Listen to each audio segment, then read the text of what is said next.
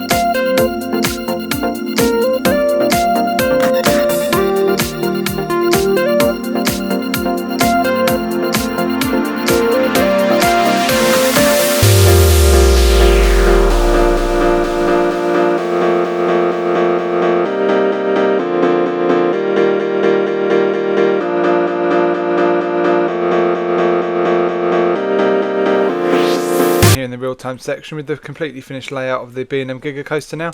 So I just thought I'd take a quick minute to take you through the layout and just talk you through some of the elements and ideas I had while building it. So obviously you start off by going up this massive, I think it's 328 feet tall, before you then drop down this massive drop into this massive moment of airtime. I wanted a really big like eject moment of airtime straight off of straight after the first drop, before you then bank round to the right here, before hitting a slight trim section, before going round into this another bit of ejector airtime. Sorry, there's a bit of like a bank to it, so it's obviously a bit of a banked ejector airtime before you come down into the only inversion on the ride, which is obviously like a downward barrel roll similar to what it's on Hyperia, which is kind of the inspiration for this element. So I wanted like a big showcase element on this ride, and that's kind of what that would be. And then you go into this massive moment of airtime again, nice big bit of ejector airtime. Before you come around into this helix, I wanted like a brief pause in airtime. I do want it to be airtime hill, airtime hill, airtime hill, airtime hill. Not that there's anything wrong with that, it's just kind of a very simple and basic layout for a Giga or dive coaster, Giga coaster or hyper coaster. So I thought we'd have some nice like breaks away from the airtime hills with like some nice helixes. This could probably do with being a bit bigger, just because it does look a little unrealistic, but obviously it does still go around it quite well. And then you go into this airtime hill here, another big bit of ejector airtime. Before you then come around into this kind of hammerhead-esque turn. It's not exactly a hammerhead turn, just the profiling's all wrong on it, but it's kind of what I wanted to go for, just like a nice kind of longer like turnaround section, so you can kind of have a brief kind of bit of peace and a bit of like a slower section on the ride, before you then ramp it back up again into an ejector airtime hill, before you bank round into this kind of I don't know what to call this kind of element. I've seen it quite a few times where you bank up and round and then back down the other way. It kind of looks like a reverse corkscrew or non-inverting corkscrew. So you go up and bank one way, then you bank up at the top and then bank back down again. But it's a nice fun element and kind of a bit more of like a relaxing element. Before you then come round to this another big pop of airtime, before you then bank round here into another helix, before you then come up and round into a sideways bit of airtime before hitting the brake run. So that's the kind of layout that I went for this. I wanted something a bit more fun and adventurous than your typical Giga or Hyper coaster. So I hope that's come across. Obviously I wanted to end this series on a big high note. So yeah, that does bring us to the end of the series. If you have enjoyed it, make sure you leave a like and let me know down in the comments what you enjoyed, what your favourite coaster was the most. And if you haven't seen any of the shorts or anything like that, be sure to check out my TikTok down in the description. And also I'll probably upload a big kind of collection of them to the channel sometime in the future. So if you have enjoyed this video, please make sure you like and subscribe to the channel, as it greatly helps me out and does mean a lot to me. And if you do want to see some more Planet Zoo and Planet Coaster content on the channel, make sure to leave a like again as well. There is going to be some more Planet Coaster 2 content coming up, especially with the new DLC pack with all the parades. So I am going to be starting a new park in sometime in the next couple of weeks. That's probably going to be a bit more like a Disney park. Obviously the previous park isn't going to be finished. I've just lost quite a bit of momentum for it and motivation to do it. So if you have enjoyed this video, please like and subscribe, as it greatly helps me out, and I'll see you in the next video. Goodbye.